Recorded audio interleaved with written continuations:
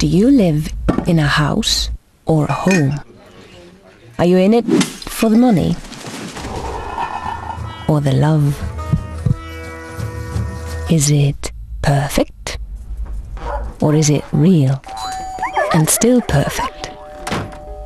Do you look in estate agents' windows or do you look in your own window and think, how lovely? What do you put into it? Just money or your life and soul? What will you get out? A quick profit or everlasting memories? A house can always become a home.